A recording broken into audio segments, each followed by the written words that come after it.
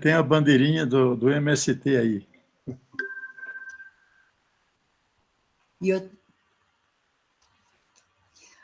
Então, já estamos aquecidos, né? Todos com uma boa noite, recebendo Leonardo com a gente aqui, Leonardo Boff, grande escritor, grande teólogo, responsável pela visão cultural de cada um, pela construção de cada um, na visão coletiva, no processo de construção na questão de direitos humanos, como prioridade e como uma decisão de pessoas que entendem que temos que romper com tudo aquilo que escraviza.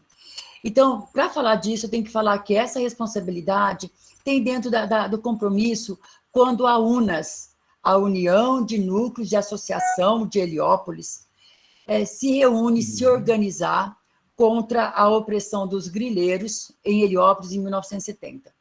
A partir daí, a gente entendeu que esse grupo de mulheres, de pessoas, estavam se organizando, procurando uma resposta que vinha de encontro à indignação de tudo que feria os direitos humanos.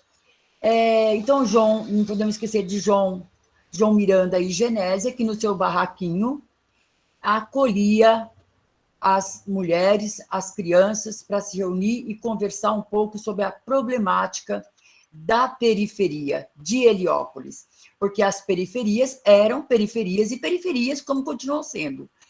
E nesse momento, a gente precisa destacar, falar em pouco tempo, a gente precisa destacar a importância da igreja cristã, porque quando a gente se organiza para lutar contra a opressão, não se tinha discussão se era evangélico, se era católico, se era espírita, se era do candomblé, a gente tinha algo em comum, que era lutar pela dignidade humana, e era lutar por uma visão profética. Quando eu falo profética, é porque junto estava vindo uma formação, a brilhante iluminação, eu falo que é pelo Espírito Santo, quando Genésio de João Miranda fala, nós sozinhos não podemos lutar contra essa opressão periférica, em que cada dia a gente levanta e tem 2, 3 cadáveres na porta, por briga por terra, grileiros, e nós não podemos deixar que isso seja a formação para os nossos filhos que aí estão.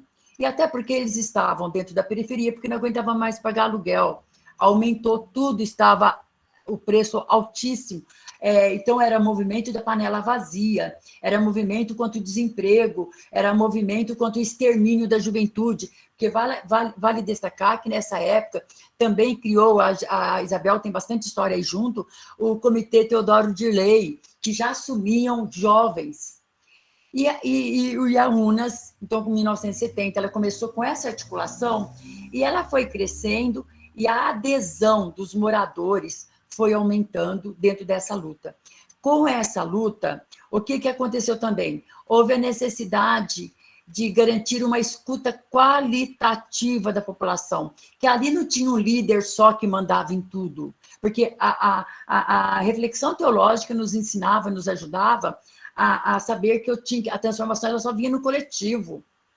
Então, a partir daí, começou a organizar Heliópolis por núcleo. Por isso que tem núcleo Heliópolis, núcleo da Lagoa, núcleo Sacomã, núcleo Imperador. E esses núcleos nós tínhamos lideranças comunitárias que traziam em assembleias, num barracão, porque nós não tínhamos nenhum projeto, em barracão para discutir a problemática da comunidade. E ali rezava, e ali cada um rezava o seu credo. Eu lembro que recentemente nós encontramos um dos meninos que estava fazendo USP, e ele falou para nós na caminhada, eu conheço vocês porque a minha tia, que já faleceu, ia nas reuniões com vocês, era representante de líder, e eu não sabia o que ela ia toda semana rezar, e de repente estavam discutindo política.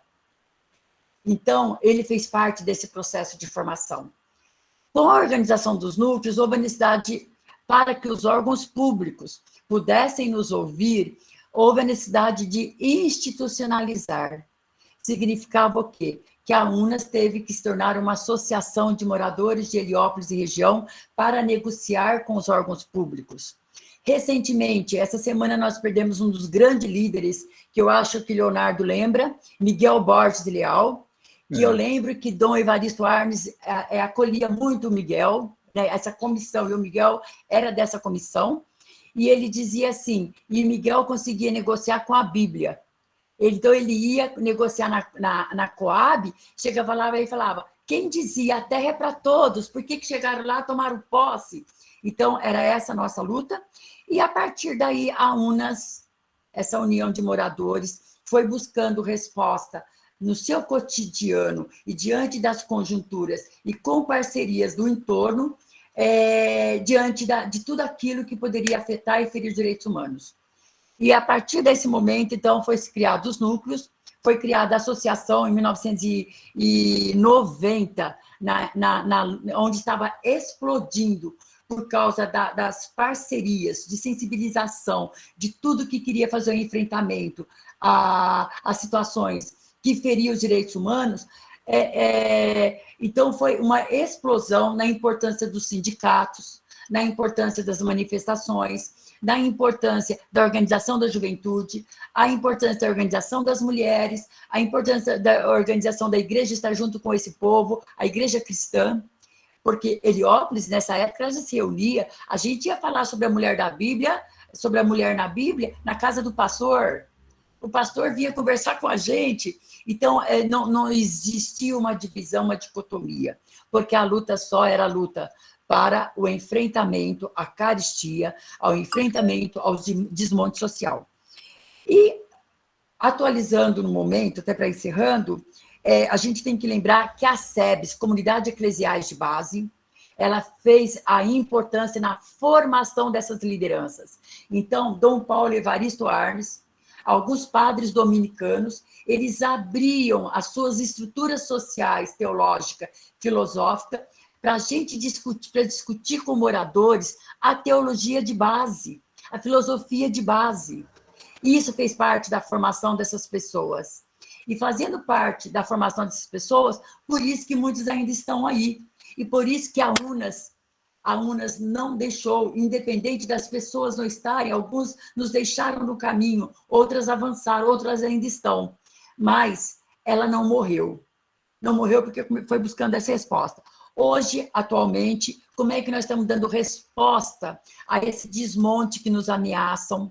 Como é que a UNAS está buscando, dentro do seu planejamento estratégico, que nós temos como presidente, passou João Miranda, a Genésia, hoje nós temos a Cleide como presidente da UNAS, e toda uma comissão, uma diretoria de 22 diretores.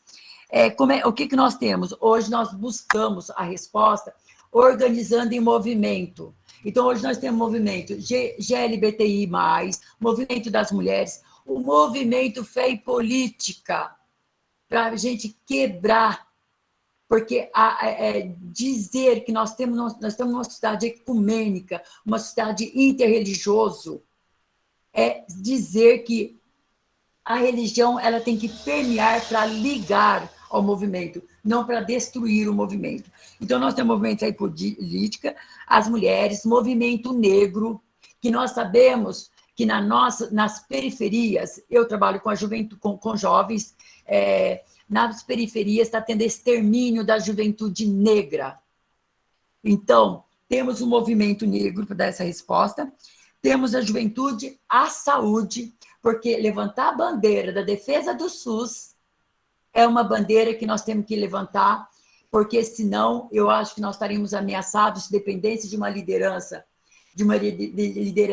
presidencial, nós estaríamos comprometidos, porque não deveria ter tido tantas mortes que houveram diante de tanta negligência. E também o eixo da moradia, que foi o cerne. Só que a UNAS, quando iniciou a discutir moradia, quando nós começamos a discutir moradia, nós não queríamos falar mais que a moradia não significa só estar num cubículo, num quartinho, numa moradia, num apartamento verticalizado, porque foi a verticalização das favelas na periferia.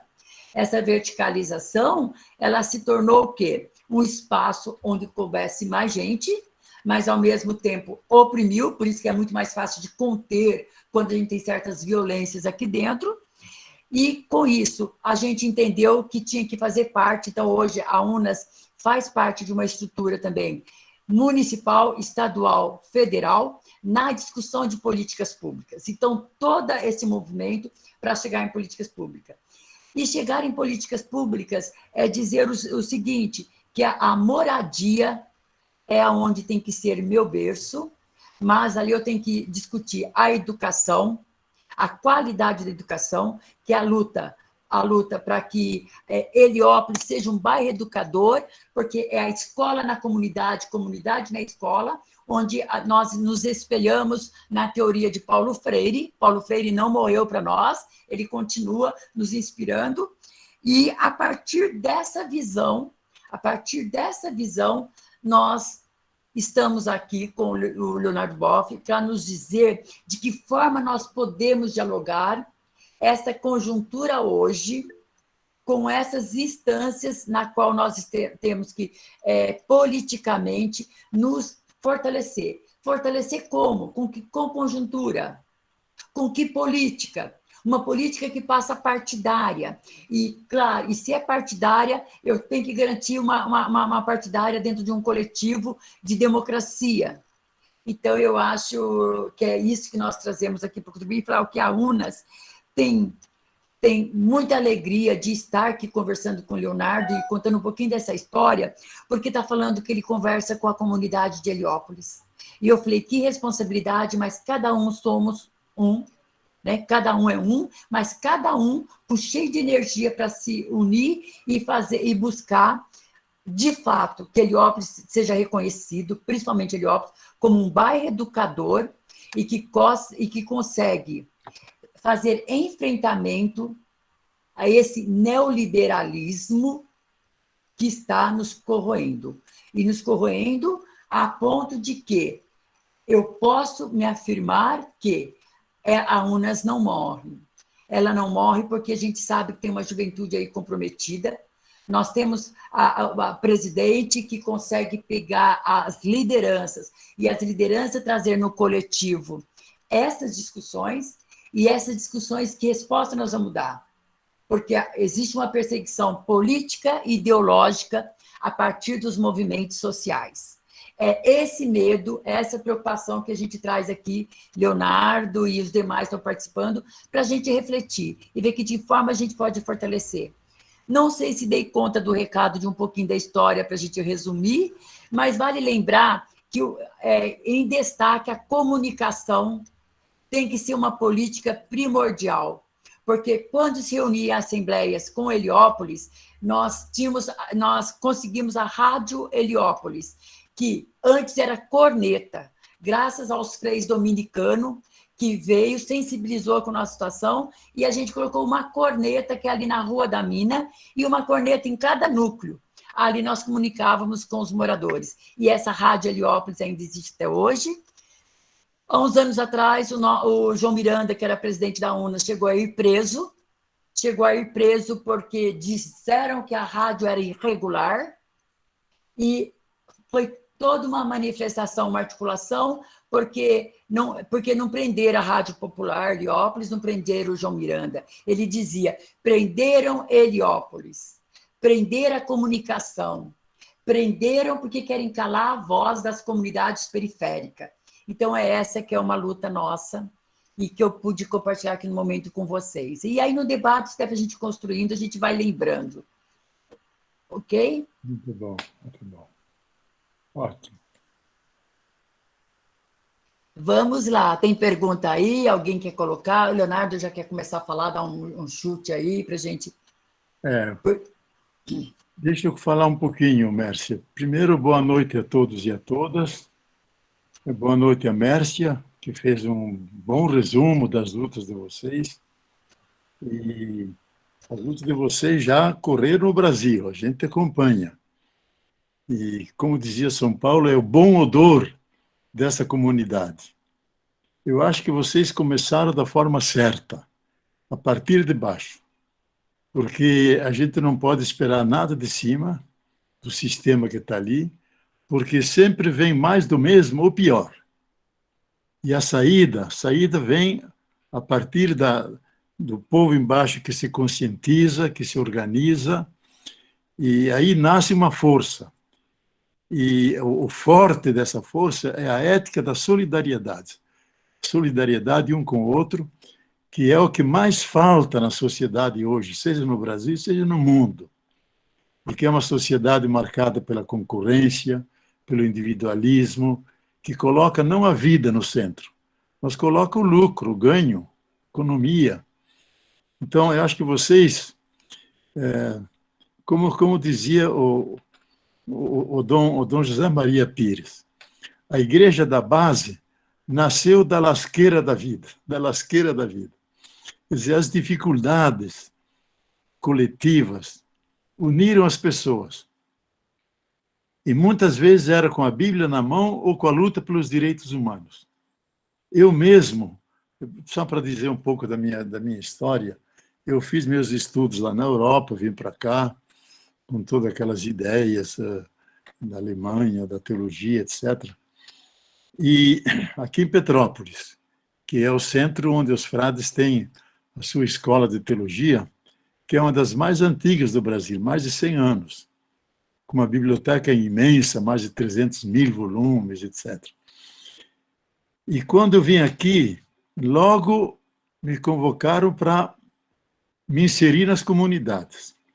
Então, uma que hoje é minha companheira, Márcia Miranda, trabalhava no grande favelão de Petrópolis, onde mais de 100 famílias que encontravam seu alimento aí catando lixo, disputando com os urubus, com os porcos, e aquilo que vocês conhecem.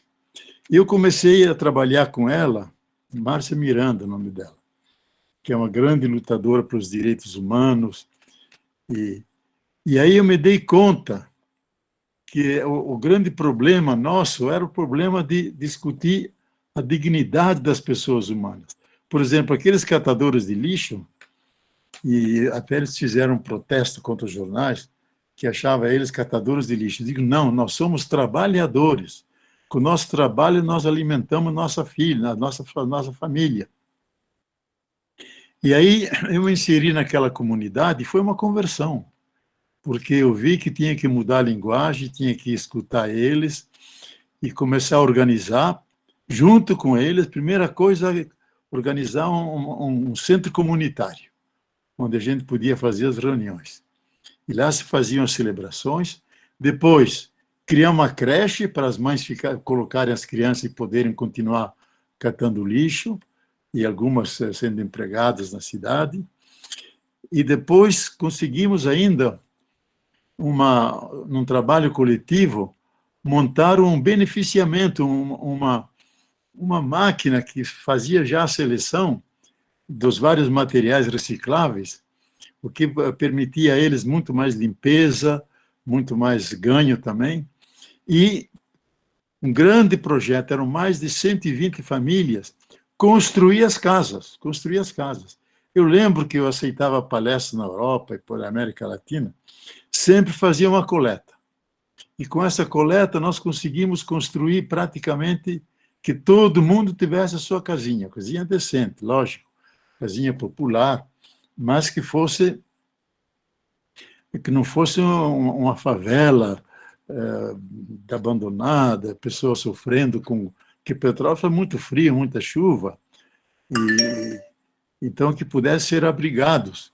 E conseguimos isso, mas tudo em mutirão, sempre ajudando um outro. E também com uma igreja evangélica que estava lá, o pastor trabalhava junto com a gente, participava das nossas reuniões, a gente rezava, eu ia na igrejinha dele, rezava lá, e ele vinha na nossa comunidade e rezava junto.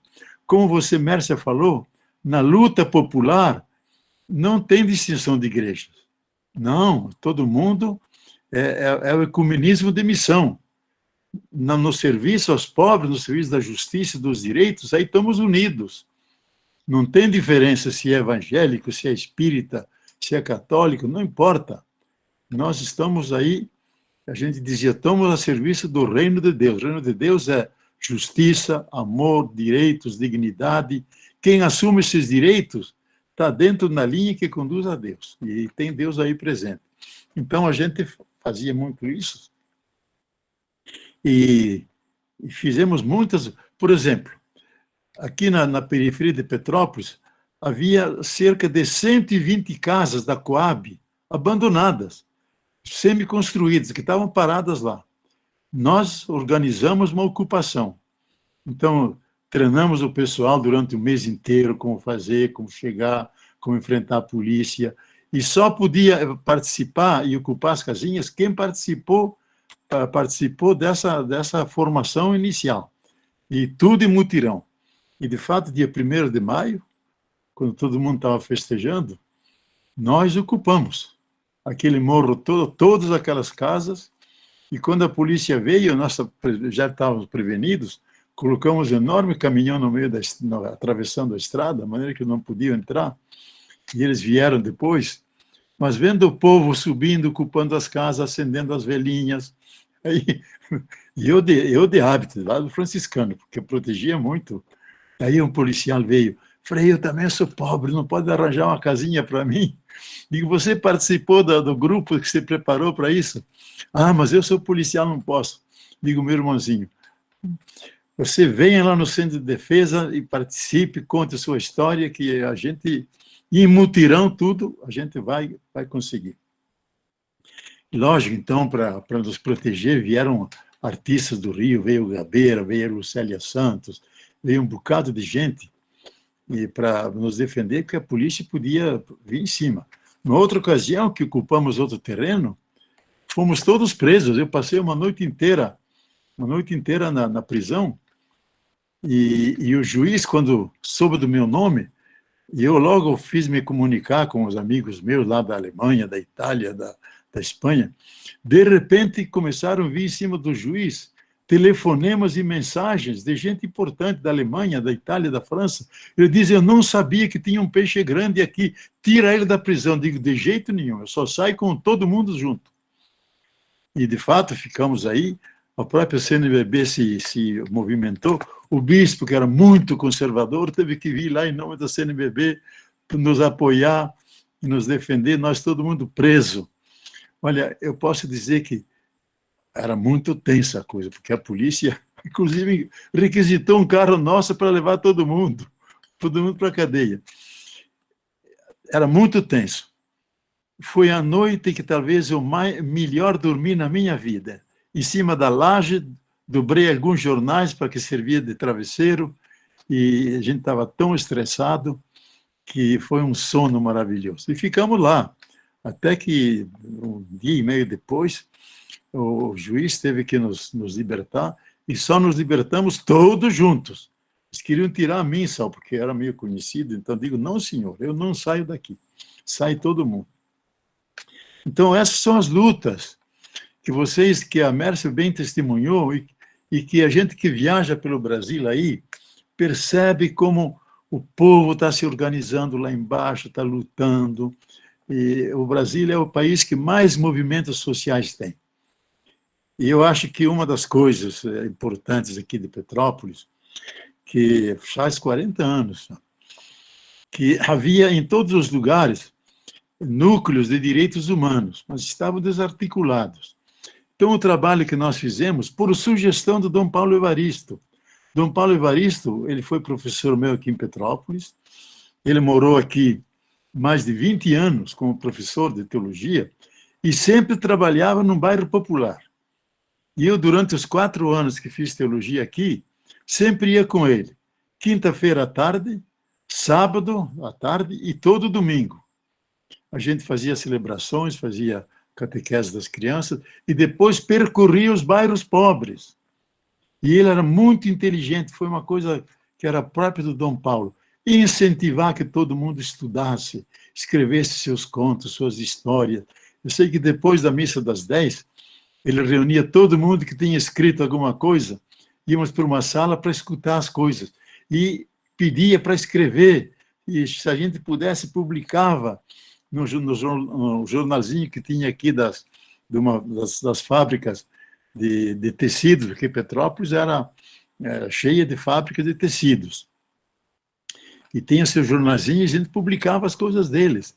Então, ele unia o trabalho popular de conscientização, de dar força ao povo na sua organização, e, ao mesmo tempo, a preocupação de educar as pessoas, de levar livros para eles lerem, e resumir depois na reunião o que eles leram, e incentivando eles a crescerem na inteligência e no compromisso. Então, aqui, por incentivo do Dom Paulo, que já era cardeal de São Paulo, o bispo daqui era muito conservador, não queria nada disso, nós tínhamos criado o grupo dos direitos humanos aqui. E a gente começou a criar um centro de comunicação e informação, de recolher de todas as partes do Brasil as prisões, as torturas, aquilo que havia de ofensas de direitos humanos, mimeografávamos isso e distribuíamos pelo Brasil inteiro e chegava sempre na Câmara e no Senado. E eles liam lá, tinha deputados que liam aquelas coisas, inclusive a polícia nos vigiava muito, mas aí o Dom Paulo disse, olha, vocês têm uma tarefa, e nós vamos arranjar financiamento para isso, de convidar os representantes de todos esses centros de defesa que estão distribuídos no Brasil, lá em Fortaleza, no Maranhão, em Goiás, no Rio Grande do Sul, Mato Grosso, todos os lados. E fizemos uma grande reunião em Petrópolis, com esses testemunhos contando as suas lutas, as torturas, perseguições. Era o tempo da ditadura, 1979, ou não sei, já faz 40 anos, faz 42 anos já. E aí conseguimos criar uma articulação, o Movimento Nacional dos Direitos Humanos, onde havia essa articulação toda e tinha essa singularidade, que é uma contribuição que nós, da América Latina, do Brasil, demos à discussão mundial dos direitos humanos. Primeiro, partir dos direitos dos pobres, que é o direito à vida e direito aos meios da vida. Porque a perspectiva burguesa dos direitos humanos é direito de ir e vir, direito de falar. Agora, nós aqui digamos primeiro viver, porque um cadáver não anda por aí, o cadáver não fala. Primeiro, o direito da vida, e dos meios da vida, que é o trabalho, que é o meio da vida, que é que todo mundo possa o trabalho, educação, moradia, creche para as crianças, esses direitos básicos que vêm de baixo. E a gente depois na Bíblia sabe que Deus assume os direitos dos pobres, que são os mais desamparados, como direitos dele, porque é um Deus da vida que é inclinado a optar por aqueles que menos vida têm, pelos pobres. Então, a famosa opção pelos pobres, contra a pobreza, a favor da libertação, que é o eixo central da teologia da libertação, tem sua base na Bíblia, tem sua base em Deus. Deus é um Deus vivo, e ele se sente atraído por aqueles que menos vida têm. Então, o fundamento dos direitos, da dignidade do pobre, reside em Deus. Daí os direitos dos pobres primeiro, e de baixo para cima os direitos de todo mundo. Porque se começamos no meio, deixamos a grande maioria embaixo. Aqueles que estão na pobreza, os homoafetivos, os afrodescendentes, os quilombolas. Petrópolis tem uma boa colônia de quilombolas com belíssimo trabalho. Então, esse centro de defesa conseguiu articular tudo isso, e cada 2 anos, ou cada ano, fazíamos reuniões nacionais em Brasília e outros em Goiânia, vinha gente de todo lado, e sempre sob a vigilância dos órgãos de repressão. Mas a proteção nossa era exatamente os bispos, os padres, os pastores que vinham, e eles tinham medo de mexer com as igrejas, porque, lógico, ia logo para o internacional. A gente aproveitava essa proteção para poder continuar articulando. E também junto às comunidades eclesiais de base. Frei Beto e eu, Dom Luiz Fernandes, começamos lá em Vitória, fazer a primeira reunião dos representantes das comunidades de base do Brasil inteiro. No começo era muito mais padre, freira, etc., e alguns leigos. Na segunda era metade, metade. na terceira reunião, no terceiro ano, grande maioria gente do povo, homens, mulheres das comunidades, e nós como assessores, minoria. Por quê? Porque eles têm que ser o centro, não nós. E aí começou o movimento nacional dos direitos dos grandes encontrões das comunidades eclesiais de base, que continua até hoje. Começou lá, em Vitória, sempre era lá, porque o bispo Dom Luiz Fernandes e era o grande patrono dessas comunidades de base. Então, junto vinha direitos humanos, comunidade de base, e mais tarde surgiu junto o movimento Fé e Política. A gente fundou lá no Rio de Janeiro, com a Bené, com vários políticos que estavam metidos já com a política. Criamos o movimento Fé e Política. E quando começou a abertura, e o PT começou a se organizar, as comunidades diziam, nós não vamos entrar no PT, nós vamos fundar uma célula do PT. Vamos por quê? Porque o PT é um instrumento da nossa luta.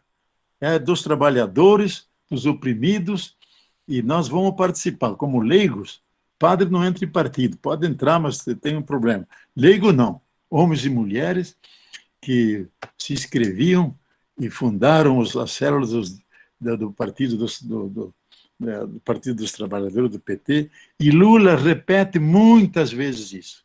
Repete. Diz, olha, quem sustentou mesmo o PT foi a Igreja da Libertação. A igreja do Frei Beto, a igreja do Dom Helder, a igreja do Frei Bofa, a igreja do Frei Clodovis, a igreja lá de baixo.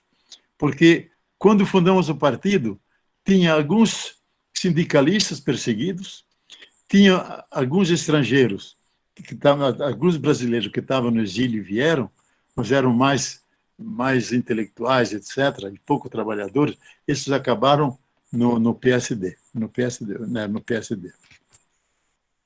Mas nós, das comunidades de base, fomos que sustentamos.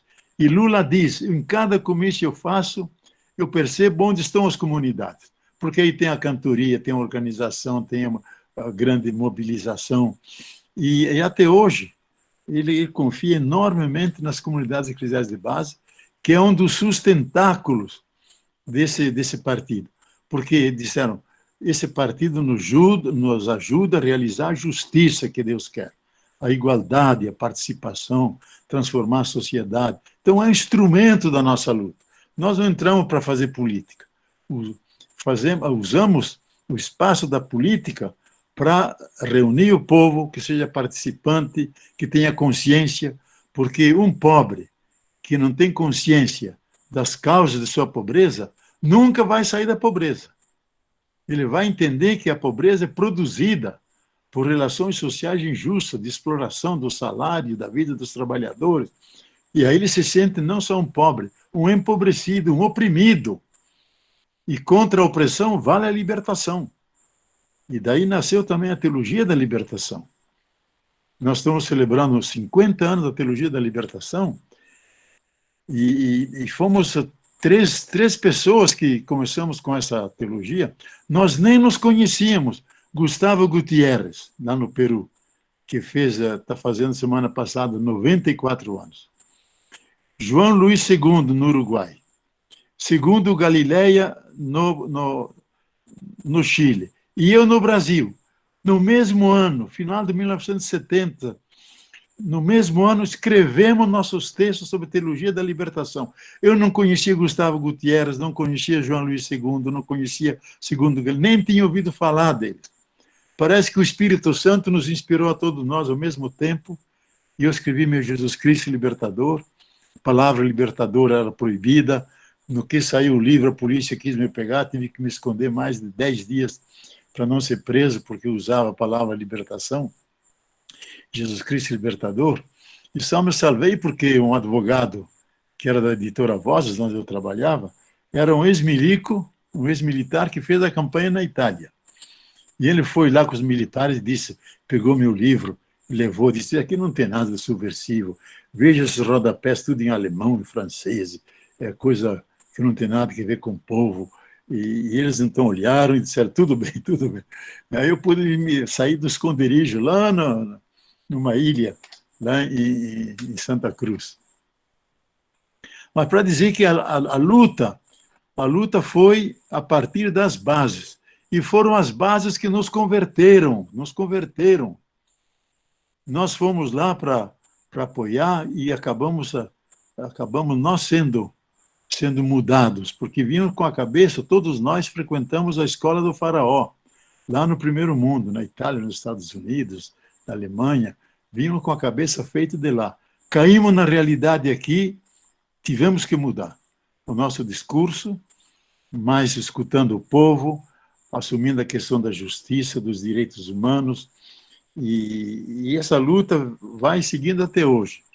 A partir dos anos 80, eu me dei conta que os direitos não são só direitos humanos, é direitos também da Mãe Terra.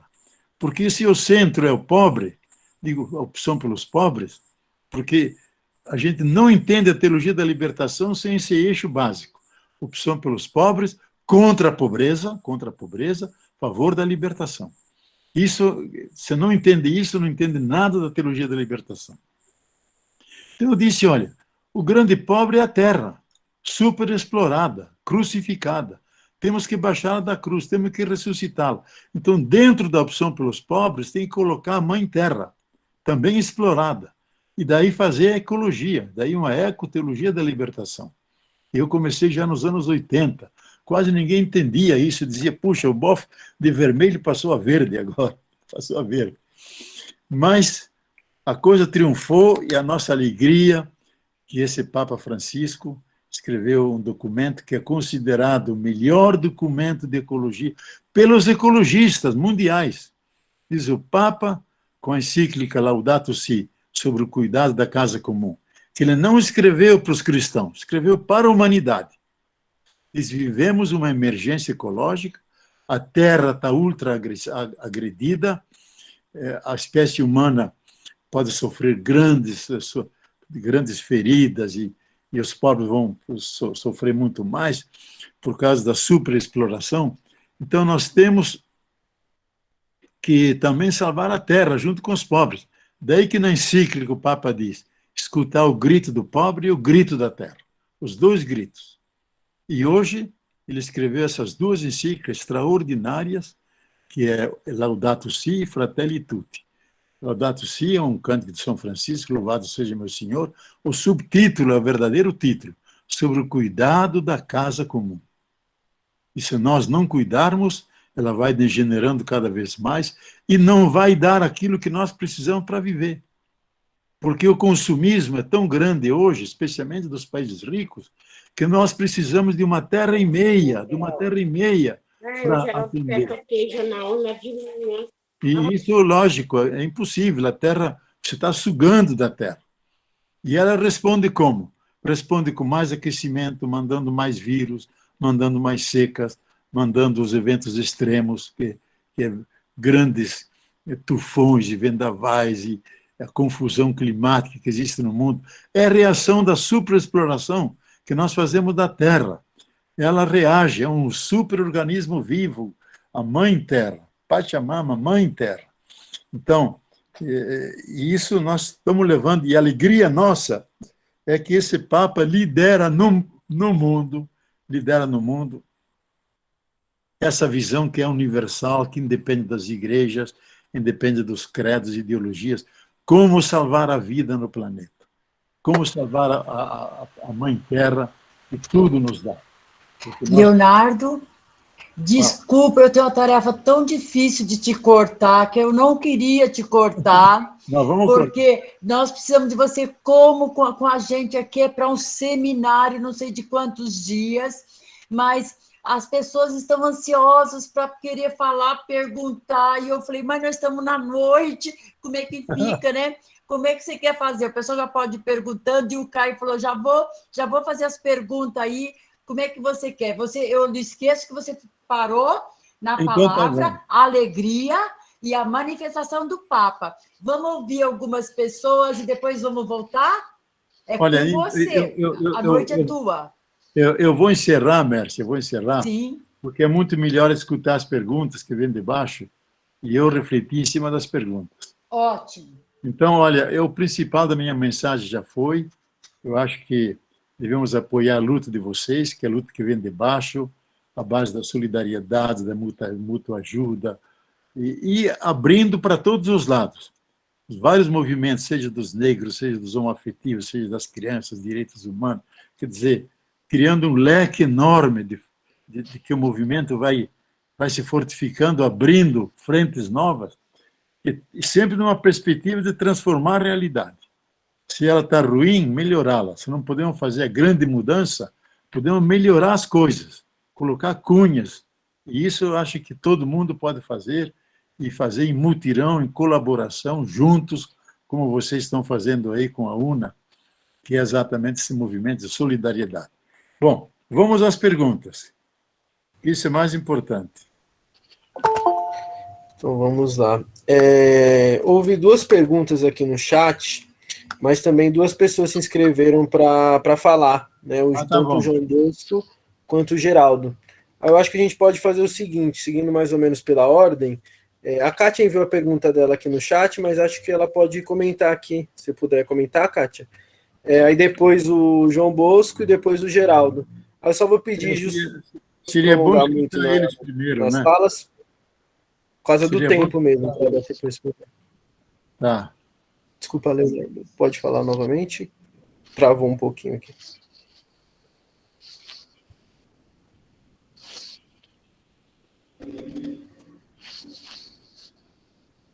Pessoal, estão ouvindo? Sim, pode falar, Caio. Pode falar. Acho que ficou um pouco instável aqui a internet, mas então pode ir lá, Kátia.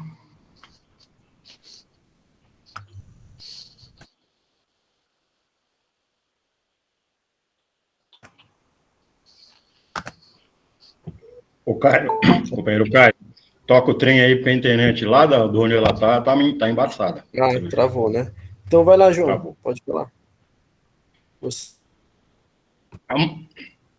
Muito boa noite a todos, todas e todes. Companheiro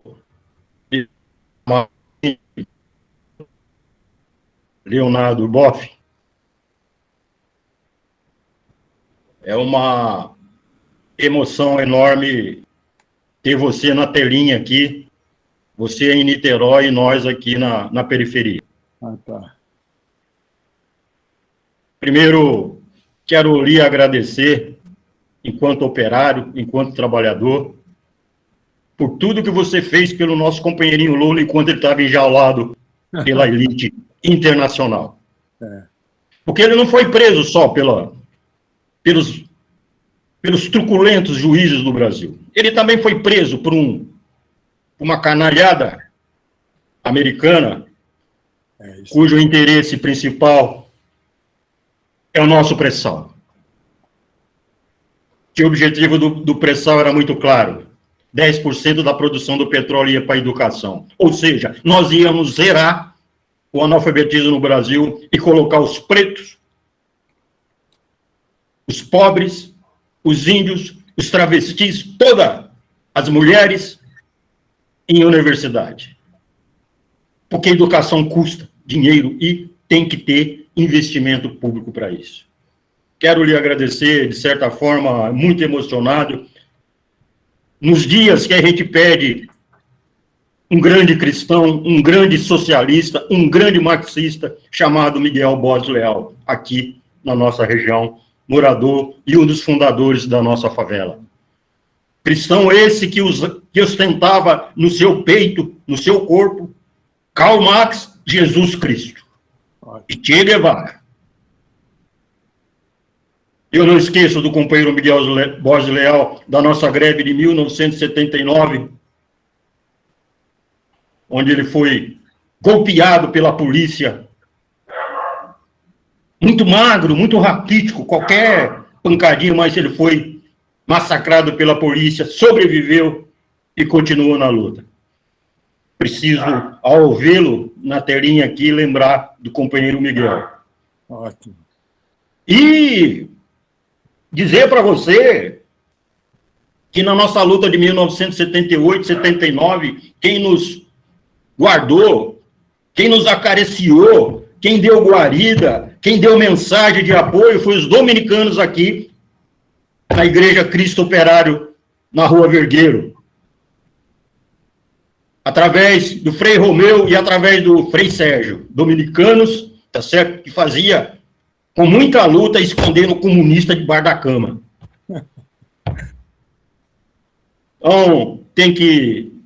Desculpa, companheiro Caio, mas eu tinha que abrir a telinha aqui, levantar a mãozinha para fazer esses agradecimentos e dizer, companheiro, o dia que esse trem vai passar, a ciência vai vencer o ódio, a ciência vai vencer a mentira, já está vencendo, e um dia você virá aqui, como disse a companheira Mércia, fazer um seminário conosco aqui, com nós aí, com toda a comunidade, conhecer aqui as vielas de Heliópolis, se der um tempinho, conhecer as vielas do Jardim São Savério, Parque Brice, Vila Moraes, território esse que Lula tomou muitas cachaçinhas com a gente aqui, no tempo de luta, tá certo? Umas cachaçinhas merecidas, porque naquela época a marimba era doida, muito doida, tá certo? Como é hoje, né? Mas Lula morou no Parque Brice, onde a gente tem vários projetos. Lula andou aqui pela Vila Brasilina, Vila Moraes. Nós temos aqui uma creche que tem o nome da companheirinha extraordinária Dona Lindu. A creche Dona Lindu, tá certo? Como temos também a creche Patativa do Assaré, tá certo? E por que não dizer que nós temos um CCA com o nome CCA Aziz Absaber, aquele libanês extraordinário que ajudou muito o MST, que você conheceu. E nós temos aqui várias creches, Margarida Maria Alves, nós temos nomes de lutadores do povo, tá certo? Nós temos aqui 52 projetos que você precisa conhecer, tá certo? Com essa bondade espiritual, tá certo? Quem tá falando para você, tá certo? É de vez em quando se aventura a dizer que é ateu, mas cristão como você, aí eu sou cristão. Grande abraço, muito obrigado. Tá certo? Em nome da UNAS, em nome também, a gente faz, obviamente, parte do partido que é dos trabalhadores. Grande abraço, muito obrigado. Muito bom, muito obrigado, João Bosco, muito bom mesmo. Belo testemunho. Obrigado, João Bosco, pelo comentário. Desculpe que é importante. Eu fui muito amigo dos maiores amigos do Lula, o Lambari, que já vazou, foi embora, que nos deixa grande saudade. Mas foi bom, João Bosco, que você recordou todos esses heróis que deram nome às creches de vocês, Margarida Alves, todo esse pessoal que lutou, sofreu, se foi sacrificado, mas nunca desistiram da luta. E você recordando a memória deles, reforça a luta de vocês e a nossa luta, para não desistir. E eu espero que dentro de pouco nós vamos poder ter a alegria de ser feliz de novo, sabe? De ter alguém que ame o povo, cuide do povo, e não faça como esse projeto de Brasília aí, que é só para eleitoreiro, só vale para tempo da eleição, mas não atende às necessidades de 20 milhões passando fome e 112 com insuficiência alimentar. Foi bom que você recordou todos esses, porque reforça a nossa luta. Então, gostaria de passar a palavra para a Kátia e em seguida para o Genário. Aí depois a gente o Leonardo faz um comentário, né? E depois a gente abre um outro bloco. Tudo bem?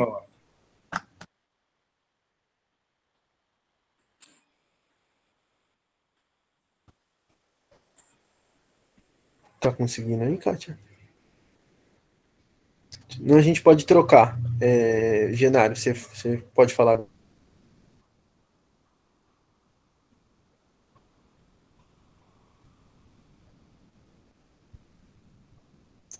Acho que tá com um probleminha ali no celular. Foi Geraldo, Caio. Geraldo, né? Que ele mandou aqui no chat, Genário. Aí, pode ir lá, você tá com a palavra.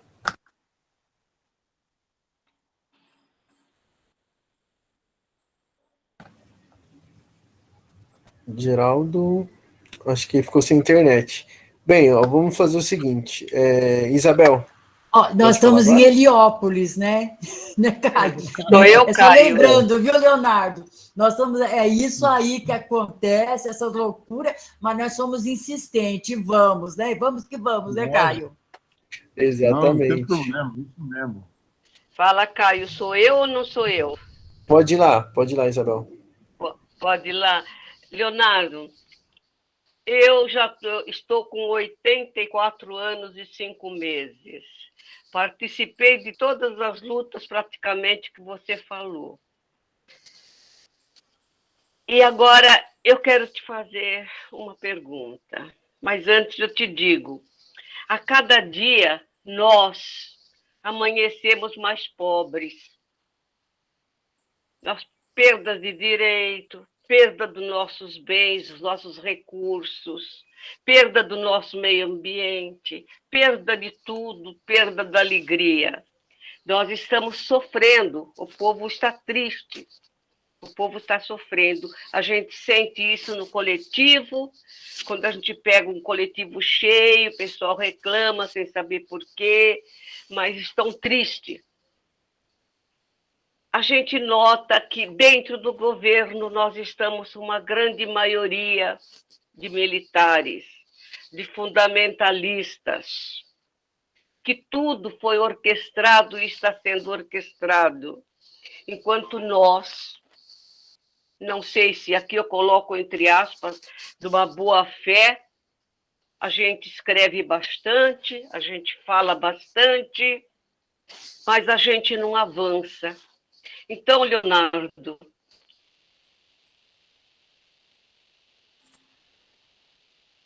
por favor, dê uma luz. Que perspectiva nós temos de avançar, de melhorar nesse país que está tão difícil para a gente viver? Obrigada. Muito bom, Isabel. Eu estou quase pegando você. Vou fazer 83 anos, viu? Daqui a pouco, aqui em dezembro. Estou pegando você já. Mas o que você está dizendo, Isabel? Todos nós estamos sofrendo. Sofrendo, perdendo a alegria de viver, porque a situação do Brasil e do mundo é muito ruim, muito ruim. Os pobres talvez nunca sofreram tanto e tanta humilhação como sob esse governo aqui, que é um governo de morte, é um governo que se alia ao vírus e que assiste à dizimação do povo, mais de 600 mil que foram sacrificados pela omissão, pelo ódio, pela raiva que ele tem do povo brasileiro, incapaz de dar uma palavra de solidariedade, de representar aqueles sofredores. Então, isso pesa sobre nós, pesa. Mas a gente não desiste. Não desiste. Eu acho que nenhuma sociedade no mundo se constrói sobre o ódio, a mentira, o abandono e a violência, seja a violência verbal. Ele se transformou num presidente boçal que não guarda a dignidade do seu cargo de presidente e que o Brasil não merece uma pessoa dessa.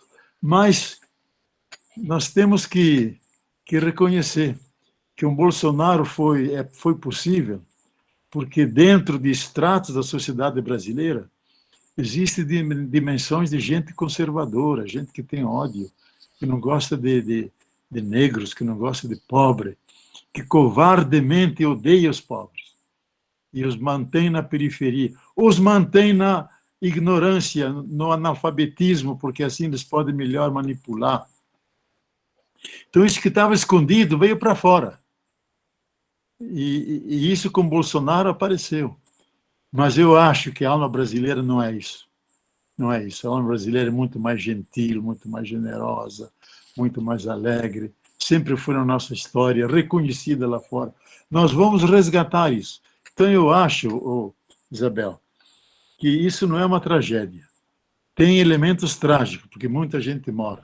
Mas é uma grande crise que vai purificar. Crise é a crisola, purifica, nos amadurece. Nós vamos sair melhores dessa crise. Vamos sair mais fortificados. Vamos ver tudo aquilo que não pode mais ocorrer no Brasil. Na educação, no maltrato do povo, no abandono dos pobres. E na política do ódio, a política da mentira. Ele estabeleceu a mentira como política de Estado. E é tão deslavado que mente na ONU, mente em todas as aparições no Brasil e lá fora. É feito de mentira. A mentira é a essência do diabo. O diabo é... Então, ele é um falso Messias. Embora tenha o nome Messias no nome dele, é um falso Messias. Mas nós não queremos falar mal dele. Queremos superar a maldade deles pela nossa esperança, pelo nosso amor, pela nossa solidariedade, quiser, desenvolvendo a parte boa que está dentro de nós, que é solidariedade, cooperação, capacidade, como Paulo Freire dizia, da amorosidade, que é mais do que amor, simplesmente. Amorosidade envolve o lado afetivo, carinhoso para com a pessoa. Então, nós queremos viver esses valores. Esses são inderrotáveis, são invencíveis. Como dizia o Pedro Casaldáliga, esse grande bispo profeta, nós somos lutadores de batalhas sempre perdidas, mas de uma causa invencível, que é a causa da dignidade humana, a causa do direito dos pobres, a causa do reino de Deus, que acontece na justiça, no amor, na colaboração. Pouco importa sobre que nome venha, não importa. Importa que esses valores existam e vocês estão vivendo. Isso que vai ter futuro. Isso que vai salvar o Brasil. Então, eu acho que a gente está sofrendo agora, mas esse sofrimento não pode ser em vão. Ele vai amadurecer o povo brasileiro para saber escolher, e dentro daqui a um ano a gente vai poder ter motivos de se alegrar. Porque nós confiamos naquele que leva a causa do povo a sério, que fez políticas sociais, que incluiu mais de quase 40 milhões de pessoas, dando cidadania, dignidade a eles, que fez Minha Casa Minha Vida, luz para todos. Tudo isso vai voltar de uma forma mais radical ainda. O povo tem que estar no centro. Aqueles que mais sofrem têm que ser contemplados. E as políticas têm que ser dirigidas a eles primeiro. Isso eu estou confiante, muito confiante, que vai acontecer. Mas foi bom que você falou, porque é o testemunho teu, é de muita gente.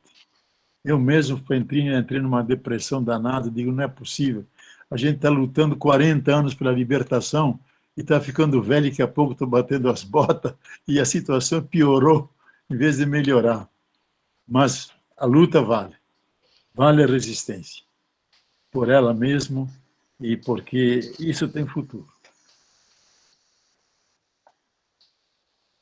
Vamos a mais gente falando aí.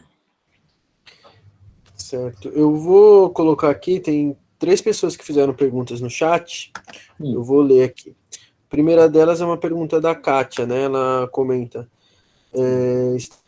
meu filho, 16 anos, sobre o nosso encontro de hoje. Nos lembramos do dia 7 de maio de 2018, dia que você, Leonardo, esteve na Polícia Federal para visitar Lula. A mídia divulgou aquela foto marcante da espera em frente à Polícia Federal. Gostaria de saber como foi visitar o Lula na prisão. Hoje, o Lula está livre e foi inocentado. Hoje está no canal de jovens Podpah, sendo entrevistado por jovens com mais de 181.045 assistindo agora. Qual é a esperança para o povo no próximo período? Essa é a pergunta da Kátia. Tá bom. A próxima pergunta é uma pergunta da Clasiane. Ela pergunta o seguinte: diante dos desafios trazidos pela pandemia, vemos que a ecoteologia e a ecopedagogia que temos tentado implementar em nossa escola é uma das saídas para todos. Você concorda com isso? Uhum. Como lidar com o lixo? Um dos grandes desafios em nossa comunidade. E mais uma pergunta do Tiago. Ele falou o seguinte: primeiramente, obrigado a todos pelo debate. Caro Leonardo, acho que existe uma relação do golpe com o fortalecimento da nossa indústria de construção civil e protagonismo da mesma no cenário internacional. Desculpa, acho não, né? Ele está perguntando, né? Ele falou, acha que existe uma relação do golpe com o fortalecimento da nossa indústria de construção civil e protagonismo da mesma no cenário internacional? Então, são essas 3 perguntas.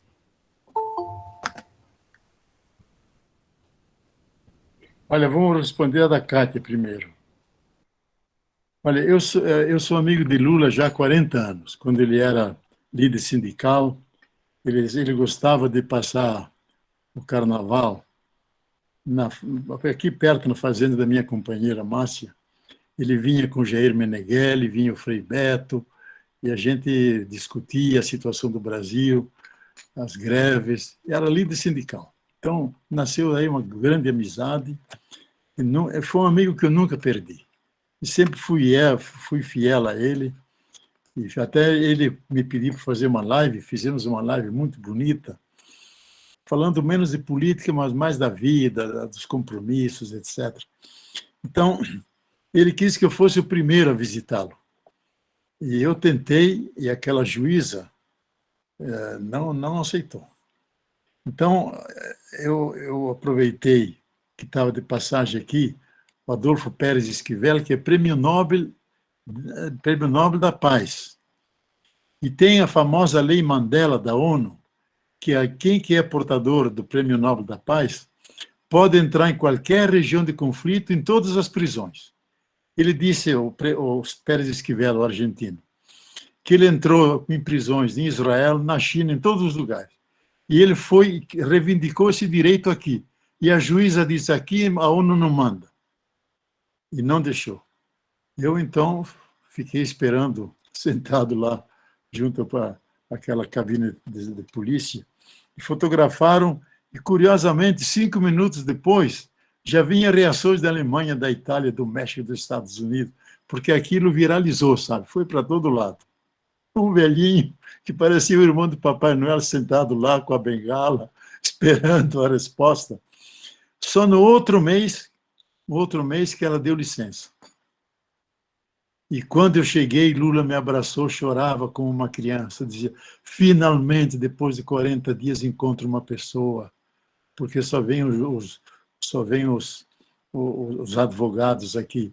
E me abraçou, e conversamos mais de 2 horas. Só tinha 1 hora, mas...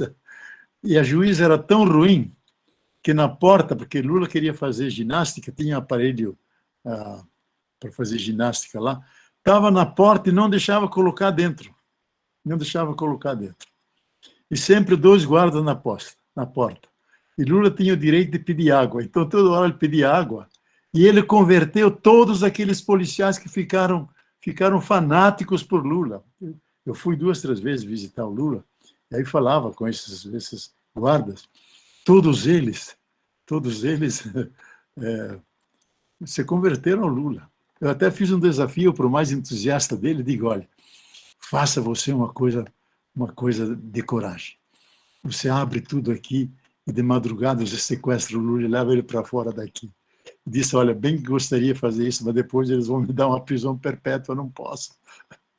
Eles vão me castigar. Mas, então, e Lula, eu encontrei o Lula sempre altivo. Disse, essa prisão é injusta, não tem nenhum motivo. Esse infeliz do Moro condenou por um crime indeterminado. Não existe crime indeterminado. Você pune alguém por um crime bem qualificado, bem definido. É que ele, a serviço da CIA, o João Bosco falou muito bem. Por detrás disso tudo está o Departamento de Estado dos Estados Unidos, está a CIA, estão os grandes capitais norte-americanos, o próprio Estado norte-americano, que não quer saber que venha uma potência emergente como o Brasil, com as riquezas que tem aqui, especialmente o petróleo, com a tecnologia que nós inventamos. Não existe no mundo cavar petróleo a 6.000 metros dentro do mar. Isso é tecnologia brasileira, temos grandes técnicos. Vocês estão vendo aí atrás uma camisa vermelha, uma camisa cor laranja. É do Sindicato dos Petroleiros. Eles fizeram greve porque a grande região de petróleo foi vendida a preço de banana para os escoceses, pessoal da Escócia, e demitiram todos os técnicos. E eles então fizeram greve, eu fui lá para apoiar a greve deles. E até por isso tenho a camisa sempre vista nas minhas lives aqui. Mas hoje está muito quente, eu não coloquei ela, não. Então, eu acho que Lula, ele cresceu lá dentro. Ele aproveitou para ler muito, para estudar, para refletir, nunca perdeu o entusiasmo. E também ele escutava aquela pessoa lá de baixo, que de manhã saudavam o Lula, saudavam de meio-dia e davam boa noite. Todo aquele pessoal cantando e apoiando Lula, isso dava um entusiasmo fantástico a ele, sabe? E agora, a grandeza do Lula, que acho que eu admiro, ele nunca guardou rancor, nunca guardou ódio. É um homem que é incapaz de odiar. É um coração grande. E na prisão ele aprofundou até o lado espiritual. A gente conseguiu embrulhar lá a polícia, que toda segunda-feira ia um padre, ou um pastor, uma mãe de santo, alguém de uma religião, para conversar com Lula. Lógico que a gente conversava de política, levava textos, levava coisas, mas eles não podiam negar, porque está na Constituição que o preso tem direito à assistência espiritual. Então, nós ia dar assistência espiritual ao Lula. E ele ficou muito mais espiritualizado, muito mais... que ele é um cristão. Um cristão não é um cristão de teologia, mas é um cristão da cultura popular. Acredita em Deus.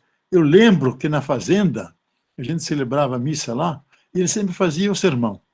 E ele, que era líder sindical, uma vez disse lá no sermão, lá na fazenda, diz, eu sinto dentro de mim que Deus me chamou para libertar o Brasil, eu não sei como, mas eu sinto que ele me chamou.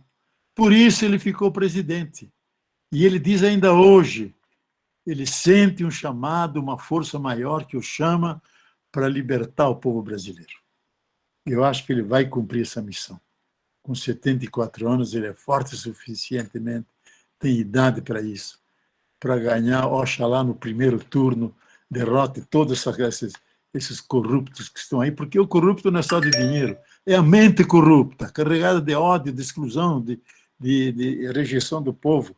E Lula, não, tem um amor entranhável ao povo, é amigo do povo, se sente povo. E o povo mesmo, votando em Lula, vota em si mesmo. Por isso, Kátia, eu acho que valeu a pena e eu sempre me comunico com ele, somos velhos amigos. Consegui que eu tenho uma certa relação lá com o Papa, consegui que o Papa o recebesse. E ele achou uma coisa extraordinária, sabe? Porque se sentiu muito identificado com o Papa. E vai agora de novo, para discutir como sair da pobreza mundial, como enfrentar aqueles deixados para trás como a África, que não tem vacina para eles. E os países ricos acumularam as vacinas 3 vezes mais do que precisavam. Ele quer discutir isso, uma governança global para que os pobres possam se defender também, não sejam vítimas. Flaviana, a ecopedagogia, a saída para todos. Olha, o grande problema, eu acho que a ecologia hoje é o que vai salvar a Terra, sabe? Nós estamos saindo agora da COP26, que discutiram a questão do aquecimento global, porque se até do ano 2030 nós não diminuirmos os gases de efeito estufa, o carbono, isso aquilo que sai dos carros, das fábricas, nós vamos chegar a quase 2 graus Celsius. Com 2 graus de aquecimento, muitos animais e plantas não vão se adaptar e vão morrer. E muita gente vai morrer também. Então, temos 9 anos só. E o secretário da ONU disse, essa COP é a COP das COPs.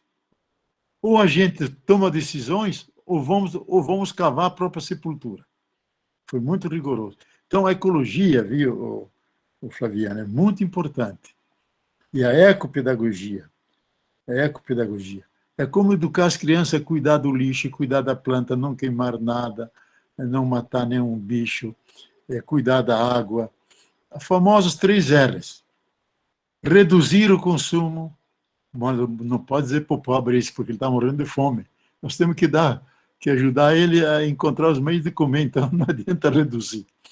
Reduzir, reusar as coisas, aquilo que a gente usou pode servir para uma outra coisa, e reciclar. Hoje há toda uma indústria, e Lula incentivou muito, eu fui muito junto com ele, nesses grupos de reciclagem que fazem a seleção dos materiais recicláveis. Ele criou todo um movimento nacional, criou um departamento para apoiar essas coisas, que foi tudo desmontado, porque um grande problema em todas as periferias e nas cidades é o lixo. Petrópolis, que é a cidade imperial, não tem um lixo ainda.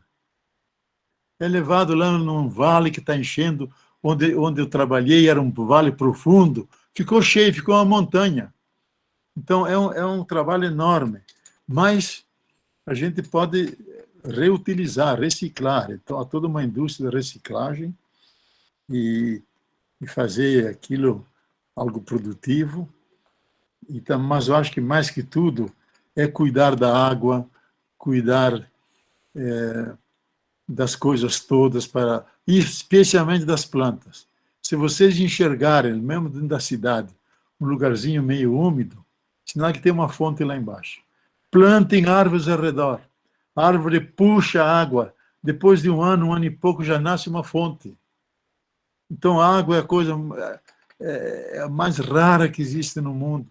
Talvez far-se-ão guerras para ter acesso à água potável. Porque só 3% de toda a água do mundo é doce. E desses 3%, só 0,7% é acessível. O resto está nas calotas polares, está nas montanhas altas de neve, está nos aquíferos. Então, o Brasil é a potência mundial das águas. Mas ainda assim é mal distribuída. Só com a água que nós malbaratamos para lavar os carros, lavar a rua, etc., gastamos 46% da água tratada. Daria para abastecer a Bélgica, a Holanda, o norte, metade da França e o norte da Itália. Só com a água que nós desperdiçamos. Não temos cultura da água. Temos que cuidar da água. É um bem comum, universal, necessário, vital. Não pode ser vendida, não pode ir para o mercado, porque água é vida para nós e para as plantas.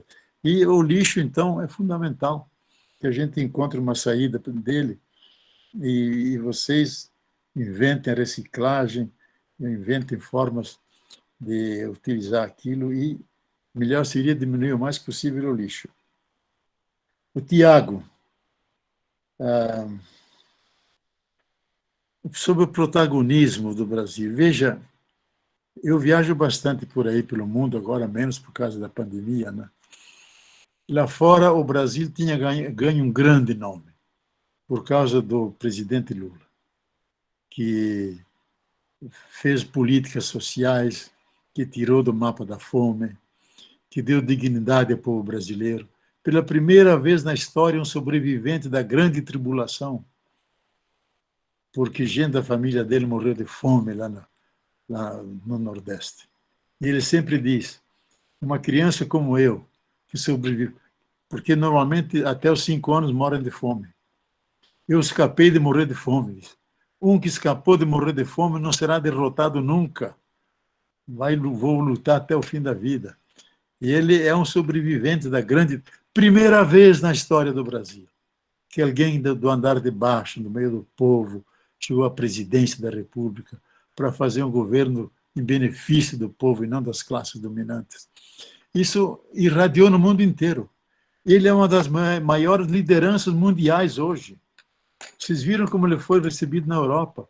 Foi recebido como um chefe de Estado, sendo um simples cidadão, porque todo mundo reconhece a grandeza dele, a inteligência dele.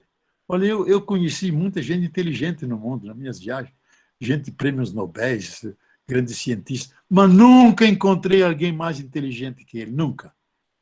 O próprio ministro de Relações Exteriores, Amorim, que a gente é bastante próximo, diz, bom, eu admiro Lula, porque às vezes eu, como ministro de Relações Exteriores, tinha que abordar temas difíceis de negociação, instruía o Lula com os elementos essenciais, ele captava o núcleo da coisa e sabia dizer de uma forma que eu aprendia, dizia ele.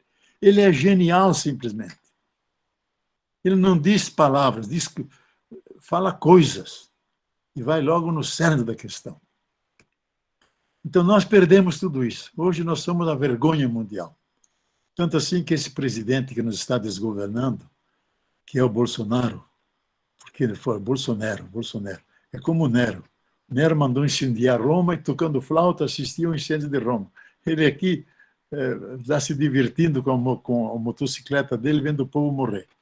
Então, é como Nero, que é um dos mais perversos imperadores, o mais perverso imperador dos romanos, que se divertia vendo cristãos pegando fogo lá na arena, sendo comido pelos leões. Ele é dessa laia. Então, tudo isso nós perdemos. Mas vamos reconquistar. Vamos reconquistar. Porque o Brasil, quer queiramos, quer não, ele é decisivo para o futuro da humanidade. Ele pode ser a mesa posta para as fomes do mundo inteiro. Porque todos os nossos solos são agricultáveis, temos a riqueza natural de águas, de biodiversidade, de tudo que a natureza de melhor deu está no Brasil. E isso não só para nós, mas para a humanidade. Então não podemos abaratar, nem deixar queimar a Amazônia, nem o Pantanal, e preservar isso para nós e para a humanidade. Então o Brasil é importante, todo mundo lá fora diz isso. Eu mesmo conversando lá na ONU, uma época dava assessoria lá ao secretário da ONU, que era o Miguel Descoto, o nicaragüense, era o secretário-geral da ONU. E eu encontrei lá muita gente importante, prêmios Nobel, todo mundo que vinha falar comigo dizia: vocês têm que cuidar da Amazônia, porque a Amazônia vai decidir o futuro da humanidade, dos climas, da água, da riqueza natural. E isso nós precisamos. A maioria de nós não temos consciência disso, não temos consciência. Não conhecemos a riqueza. A maioria não sabe o que é a Amazônia. E se a gente vai para lá, fica extasiado da beleza, da grandeza, dos rios, dos animais, das plantas. É o paraíso terrenal, sabe? Então, esse protagonismo nós vamos recuperar. Eu estou seguro disso. Por isso, o mundo inteiro está torcendo por ele. Pena que a humanidade não pode votar, porque se votava, ele já ganharia de saída, sabe? Como a gente devia votar nos Estados Unidos, porque como é um império que quer dominar tudo, a gente devia ter o direito de poder escolher o nosso imperador lá nos Estados Unidos, desde que não seja o Trump, porque esse era um estrupiche, sabe? Muito bem, vamos para mais uma rodada de perguntas. Obrigado, Leonardo. Ninguém se inscreveu nem viu aqui no chat, mas com certeza deve ter gente aí querendo se colocar, fazer perguntas. Eu acho que o Geraldo levantou a mão, né, Caio? Ah, Geraldo. Não, parece aqui com a mão levantada. Ele está com a mão levantada, mas acho que é um problema. É que eu não sei mexer no negócio, acho que tem que tirar, né? A mãozinha. Mas já que você falou, posso falar? Você tem muito que contribuir também, Geraldo. Você tem uma história aí, eu acho, por isso que talvez eu estava também emitindo pensamento para você. Isso. Eu lembro da Mércia, quando eu tinha 18 anos, ela que me levou, pôs eu nessa vida, né? Aí Paulo Freire não fala que depois que ganha consciência, nunca mais você pode ficar livre dela, né? E a culpada de tudo é a Mércia, que fez a gente entrar nesse caminho que não tem volta, né? Mas no bom sentido. E eu queria ver que você... Eu fico até meio nervoso, porque eu já li todos os seus livros do seu irmão também, né? E inclusive, nós temos uma biblioteca, viu? Vamos fazer uma estante só dos Boff lá. Se você puder doar os livros, porque o governo tirou as sebas, eles querem liquidar a Unas, né? Para a Unas deixar de ser o calo do sapato deles. Mas quem está a serviço do povo nunca morre. Isso então, mesmo. Eu queria que você comentasse um pouco essa trajetória do nosso Papa aí, porque ele traz uma motivação muito grande para a gente, né? E a igreja, ela é conservadora por si só, tanto é que mandou você calar a boca várias vezes, né? E quanto mais... Eu também mando, né? Mando muitas companheiras, nossa, mestre.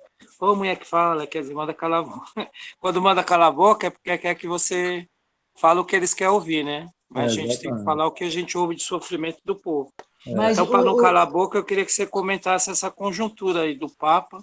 E eu também acho que é bom ter otimismo com o Lula, mas eles estão construindo esse monstro aí que é o Sérgio Moro, né? Você vê que a Globo praticamente falou, o candidato é o Sérgio Moro. Ontem passou um negócio da favela que a Globo parece que é a Unas, né? Ela escolheu uma menina aí que é... E a menina ganhou um cachê, eu conheço ela. E a menina, de repente, a menina é aquela teoria do pau de sebo, né? Só ela conseguiu pegar o presente lá em cima. E as outras mães que ficaram sem política pública, né? Como que as outras mães que estão passando fome, elas são preguiçosas. E aquela, eu subi o pau de sebo, santo Deus. Você lembra dessa musiquinha? Eu lembrei, né? E a Globo, a CUFA, por exemplo, é a Globo, né? A Globo agora ela tem uma ONG também, né? A Record tem uma outra ONG. E os meios de comunicação estão entrando numa área que era nossa de base. Né? Inclusive tentaram fazer com a igreja eletrônica, né? Acho que os evangélicos, através do Edir Macedo, faz isso. Nós também, enquanto católico, a gente faz um pouco essa meia-culpa, né? Na cidade da Mércia. Eu fui lá, não é verdadeiro Arsenal, pena que não está a serviço ao povo. Então, gostaria da gente também olhar um pouco para o nosso campo. Isso é porque eu não queria falar, hein? Então, mas só lembrando um pouquinho, Leonardo lembra que nós cantávamos e nós falamos nos encontros da Unas que quem morre calado é sapo embaixo do pé do boi. Não era essa música que nós cantávamos na comunidade eclesial de base? Então, eu acho que essa é uma verdade que não vai calar nunca. E no velório do Miguel, eu comecei a lembrar de todas as músicas do curso de verão. Inclusive, o Boff fez um, né? A gente tem que retomar o curso de verão, fazer aqui na favela. Inclusive, a Unas está de porta aberta para a gente fazer o curso de verão com o povo mesmo, com os católicos aí, né? Lógico. Retomar essa coisa do Francisco. É uma coisa ecumênica. E pegar essa... uma coisa ecumênica. Pegar os macumbeiros aí da Mércia, a Kátia está aí. E nós fazer o curso... Porque nós não temos dinheiro para passar férias. Então, vamos fazer um curso de férias aqui na Heliópolis, né? E outra, agora a gente aprendeu que não precisa de muito dinheiro, né? Porque virtual, eu estou aqui na casa da Dona Vera. Deixa eu apresentar eles para vocês. Dá oi. Tá bom. Tiago, que eu gosto de assistir em grupo, né? Sim. É isso. De pegar o tempo de vocês. Beijo. Só lembrando que eu acho que o Geraldo deu um toque aí importante, Leonardo, que eu acho que a verdade é a importância de estar aqui é porque já se tem um grupo bem articulado, principalmente do movimento Fé e Política, que vem reconstruindo dentro de uma releitura teológica na questão da teologia da libertação, na questão do anel de Tucum, que todo mundo tem muita curiosidade.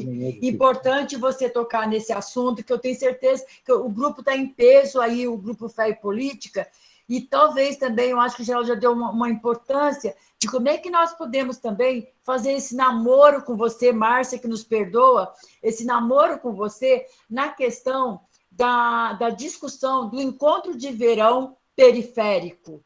Eu acho que isso... Vamos pensar um pouco aí essas questões que estão permeando por aí. Muito bom, Mércia, muito bom isso. A gente tem que falar com o grande coordenador, que é o Padre Beoso, o José Oscar Beoso, que sempre trabalhou com os pobres, quase morreu de doente, mas está se recuperando. E na igrejinha dele de São Benedito, lá em Lins, bairro popular, já há anos, todo sábado ele pega o ônibus, viaja 5, 6 horas até Lins, para além do Bauru, para estar na paróquiazinha de São Cristóvão, lá na periferia de Lins. Mas olha, ô Geraldo, tem aquela canção que as comunidades de base cantam, e uma coisa curiosa, que Dom Helder e era muito amigo do Paulo VI. E cada vez que o Papa Paulo VI encontrava com o Dom Helder, pedia que ele cantasse, embora ele tinha uma voz toda desafinada. Eu acredito que o mundo será melhor Quando o menor que padece acreditar no menor, eu acredito que o mundo será melhor quando o menor que padece acreditar no menor. O Paulo VI pedia cada vez para o Dom Helder cantar isso. Adorava. Mas eu acho que vocês estão dando exemplo disso, viu, Geraldo? Viu, Mércia?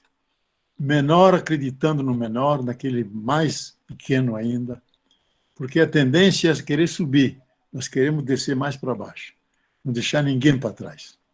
E todo mundo é irmão e irmã, todo mundo é filho de Deus, amado por Deus.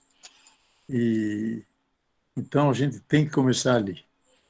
E eu acho que esse Papa, eu conheci primeiro lá quando ele era jesuíta, e engraçado, ele sempre leu meus livros, etc.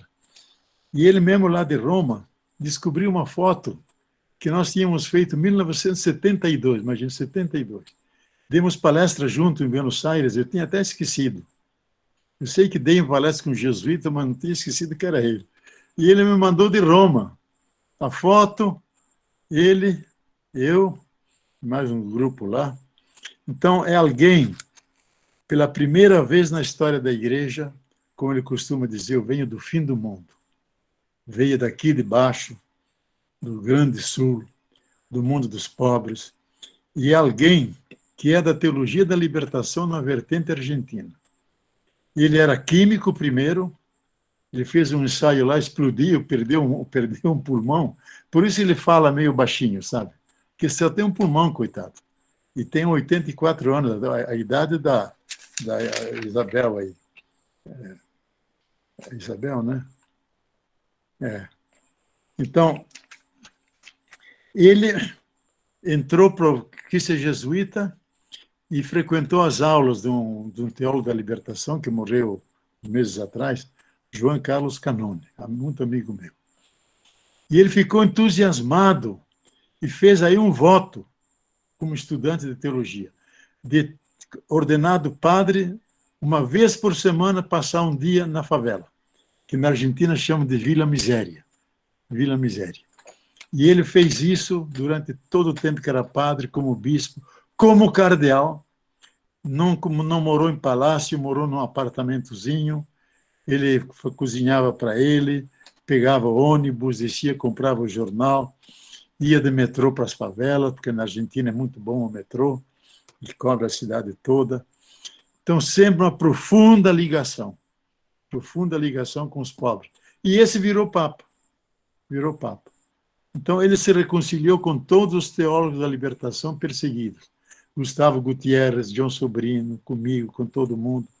Ele pediu para ir para Roma para conversar com ele, eu fui, mas deu uma briga lá no Vaticano, ele teve que acalmar os cardeais, aquela coisa toda, não pôde me receber. E aí começava o sínodo, mas me escreveu já 3, 4 cartas e me pediu para ajudar nessa encíclica sobre ecologia. E eu ajudei como pude. Tanto assim que quando saiu, os italianos traduziram todos os meus livros. Mas isso aqui é o bofe. Digo, não, senhor, isso aqui é do Papa. Ele pode escolher os assessores que quiser. Mas eu mandei muitos materiais. E ele diz, não manda diretamente para mim porque não chega. O pessoal lá do Vaticano senta em cima. Se manda para o embaixador argentino junto ao Vaticano, ele toma chimarrão cada manhã comigo e aí me dá os teus textos. E eu fiz sempre assim. E também consegui a entrevista do Lula do mesmo jeito. E o Papa, ele é um homem realmente amigo dos pobres, sabe? Amigo dos pobres. Veja uma coisa que a maioria não sabe, que lá junto no Vaticano tem pobres do mundo inteiro que vão pedir esmola, porque gente vem com todas as moedas do mundo inteiro. Então os pobres vão, pedem euros, pedem dólar, pedem franco, pedem as moedas todas. E eles estão se organizando.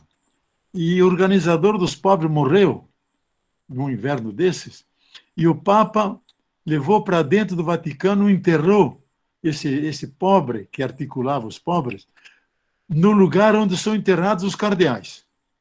Meteu e enterrou ele lá, dizendo, se alguém tem direito de ser enterrado aqui, é esse Cristo crucificado aqui, que vale mais que os cardeais. E está lá enterrado. E ele mesmo ele esteve agora lá em Lesbos, em Chipre. Ele mesmo levou no avião vários refugiados que ele conseguiu lá em Roma, no Vaticano, colocar aquelas famílias. E agora, de novo, ele tá voltando agora, por esses dias. Então, profundamente ligado à Igreja dos Pobres. E a primeira frase dele foi essa: eu quero que a igreja seja a igreja principalmente dos pobres. Eu quero servir esses pobres. Por isso ele é perseguido, porque a maioria dos europeus quer um papa faraônico, com aquela pompa, aquela glória, aqueles símbolos todos pagãos, que pegaram dos imperadores romanos. Aquele mantozinho, que é chamado mozzeta, que era o símbolo dos imperadores, do poder absoluto, cheio de joias. O Papa pegou aquilo e deu para o secretário e disse: leva embora esse aqui. O carnaval acabou. Eu não quero nada dessa joia. E pegou um mantinho como aquele que o Dom Helder usava. E é o mantinho que ele usa. Crucifixo de ferro, nada de prata e ouro. Nem o Papa calça Prada, a marca maior. Não, o sapato furado. Ele subindo a escada, fotografaram o sapato furado dele. Não, disse: eu vou telefonar para o meu sapateiro em Buenos Aires, ele vai me mandar um sapato novo. Ele tem as medidas, sabe como eu gosto. Então, e ele não mora em palácio. Eu mesmo no telefone, ele me disse: sabe, Bob, ele tem muito humor, sabe? Por que eu moro na casa de hóspedes e vou na fila para comer com todo mundo? Porque assim é difícil que me envenene. É difícil que me envenene, sabe? Porque teria que envenenar todo mundo. Que muitos papas morreram envenenados, sabe? É uma coisa de louco, essa história da igreja. Então, ele tem esse humor. E mesmo quando esteve no Brasil, eu disse no telefone, olha, quando estava na Argentina, ele telefonou para uma amiga dele lá, que todo domingo ele telefonava, e ele excomungou a máfia. E eu disse: olha, a máfia é toda catolicona e mafiosa, e eles podem matar o Papa, como provavelmente mataram naquele filme,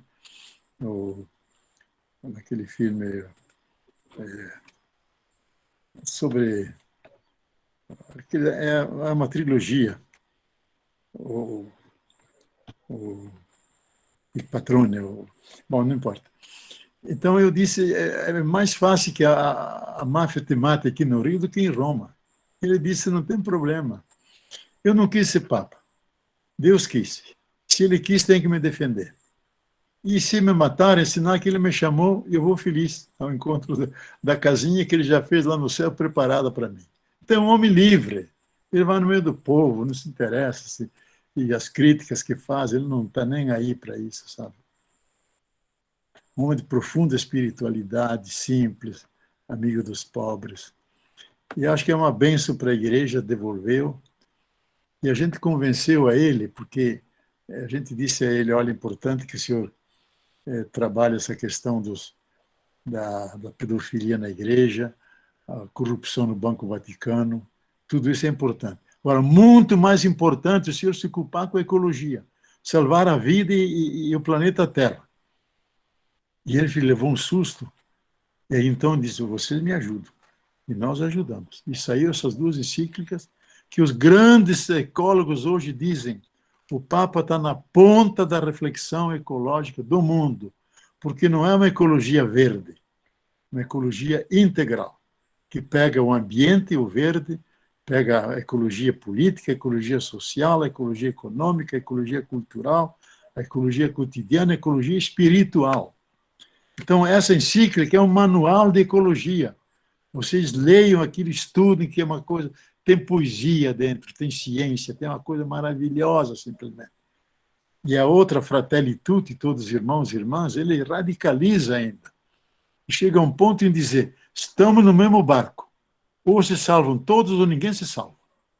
Tal é a gravidade da crise, que a maioria não tem consciência disso. Do aquecimento global, da eventual crise nuclear entre a China e os Estados Unidos. E até acabei de ler um artigo que, tão grave como o aquecimento global, é o risco de uma guerra nuclear, porque os falcões americanos querem destroçar a China. E dizem: a gente derrota a China agora, então será invencível. E aí tem que ser uma guerra nuclear com bombas médias. Mas a China responde com as grandes. E eles têm um foguete que os americanos não têm. Supersônico, que leva 5 ogivas, pode destruir todo os Estados Unidos. Então estão apavorados, apavorados. E por isso o Biden, que é um catolicão reacionário, conservador, destinou $1 trilhão e 200 milhões para novas armas de guerra nucleares. Essa é uma loucura. E vem o vírus, torna ridículas essas armas todas. Você não pode usar as ogivas nucleares contra o vírus. O vírus derrotou todo mundo, colocou de joelhos o capitalismo, derrotou os mantras do neoliberalismo, que é o lucro, que é a competição, que é o individualismo, que é a exploração da natureza. Acabou tudo isso. O que nos está salvando é amor à vida, solidariedade, cuidado um com o outro, interdependência de todos com todos. Isso que nos está salvando. Coisa que o capitalismo não conhece. Então, eu acho que esse Papa é uma bênção para a humanidade, para a humanidade. Talvez seja o grande líder que todo mundo escuta hoje. Pouco importa se é cristão ou não, não importa. É um ser humano preocupado com a vida dos pobres, que são as grandes maiorias, com a vida da Terra que está ameaçada. A Terra não, porque a Terra pode continuar girando ao redor do Sol, mas sem nós. Nós não queremos isso. Queremos ajudar a salvar a Terra na sua biocapacidade, a sua vitalidade, e os seres humanos. Então, eu acho que vale a pena acompanhar esse homem. Ele todo dia escreve uma mensagem no Twitter, todo dia. E sempre mensagens positivas, levantando a esperança. Ele termina a encíclica, diz: irmãos e irmãs, caminhemos cantando, que as preocupações e dificuldades com o planeta não nos tirem a alegria da esperança. Alegria da esperança. Assim que ele acaba a encíclica. E essa esperança nós queremos ter. E que vocês também devem ter. E eu acho que é isso que nós precisamos. Viu, Mércia? Podemos ir caminhando para o fim, né? Sim, eu acho que você termina colocando sempre essa questão da esperança. Eu acho que Geraldo, o grupo aí, trouxe bastante reflexões. Você contribuiu e contribui muito. Estou vendo aqui que a presidente da UNAS também está aí, que ela também estava tendo uma manifestação, e nós começamos a se dividir, quem é que vai aonde, como, todo mundo queria ficar aqui, mas ela falou, eu chego. Talvez a Cleide gostaria de colocar algumas questões aqui, a nossa presidente aí, Tá bom. E lembrar, Leonardo, que, na verdade, você viu que nós trouxemos umas demandas para você, e umas demandas muito importante para a alimentação da nossa fé e, na verdade, de sentir força de mãos. Eu acho que você trouxe grandes reflexões de que nós não estamos sozinhas. Nós não somos uma igreja sozinha, nós não somos cristãos sozinhos. Porque mesmo quando fala, né, que alguém é comunista, mas fala graças a Deus, né? Então, assim, na verdade, eu acho que o âmago nosso vem dentro dessa construção. Então, eu queria que você, com carinho, pensasse um momento que você pudesse estar com a gente. Essa periferia precisa de você, precisa, porque a gente resgata a força por causa dessa energia. Quando a gente lê todos os escritos teu, essa colocação, nós não temos contato com o Papa, mas nós temos com a palavra, nós não temos contato com as religiões. Nós fizemos uma caminhada aqui sobre a panela vazia, e depois de muito tempo, foi a primeira vez que a gente conseguiu, de fato, levar para representar um ato em frente à Igreja Santa de Virges, e que o padre conseguiu sair do espaço dele e nos acolher e dizer, as velas que vocês trouxeram, vocês podem acender no veleiro e abrir um horário extra. Então, é a igreja que acolhe. Eu acho que o Papa já começa a mexer com essa estrutura que retrocedeu por medo, e ali estava a mãe de santo, lá estava a pastora, lá estava o padre, né? Então, lá estava um encontro interreligioso que há muitos anos se fazia. E eu acho que a gente precisa mexer com essa estrutura. Quando a gente fala dos sinais, o anel de Tucum, a cruz, né? Quando a gente fala a mãe de santo com seu colar, eu não sei como chama isso. Então, quando a gente vê, nós estamos mostrando, que você mostrou na história do início, que a gente se unia independente da religião. mas a gente estava com o mesmo ideal. Então, eu não sei se a Cleide quer colocar mais algumas questões, e quero falar para você, assim, só dando um resuminho, nós falamos da importância do curso de verão, que está adormecido, que as periferias não se participam mais. Nós falamos a questão de resgatar essa caminhada, nós falamos que a alimentação nossa, nessa questão da pandemia, da questão dos movimentos se articular, mulheres, homens, crianças, foi através da live, com muita dificuldade, que a gente caiu várias vezes, mas falar que isso não nos intimida. Muito pelo contrário. Eu acho que a gente fecha com a chave de ouro, eu não sei como tem, eu não conheço muito tecnologia, mas como nós podemos tirar uma foto junto aí, que esta é a história na qual nos provoca para uma missão. Quando você falou Lula, ele fala que ele é ateu, mas ele tem uma missão de libertar seu povo, de estar junto com o seu povo, de fazer um planejamento político de libertação. Então, eu acho que a fala que eu tenho a dizer aqui é agradecer muito. Eu não sei como, eu acho que não tinha... A gente tem vontade de trazer também, talvez você pode contribuir, a gente levantou muito, lá do seu lado, aquele pastor José Vieira.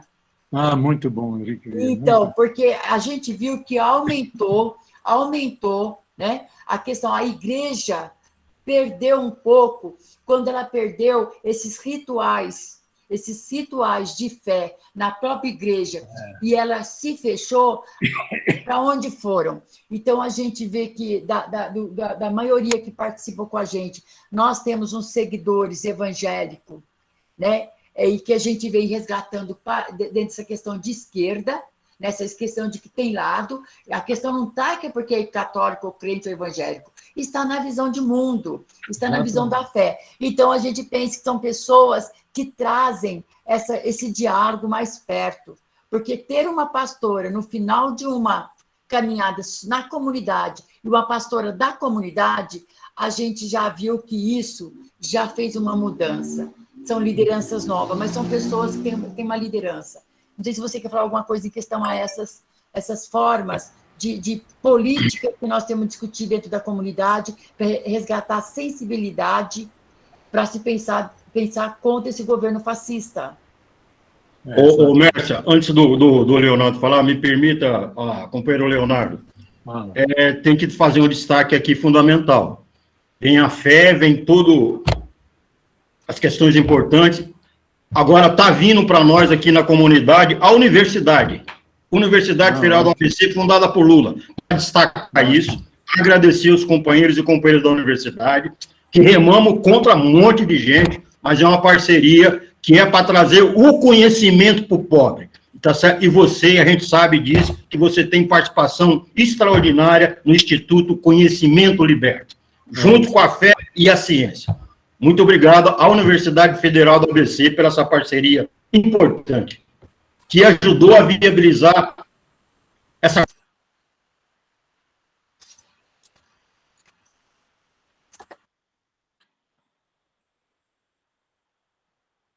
Aquilo que você disse é muito importante.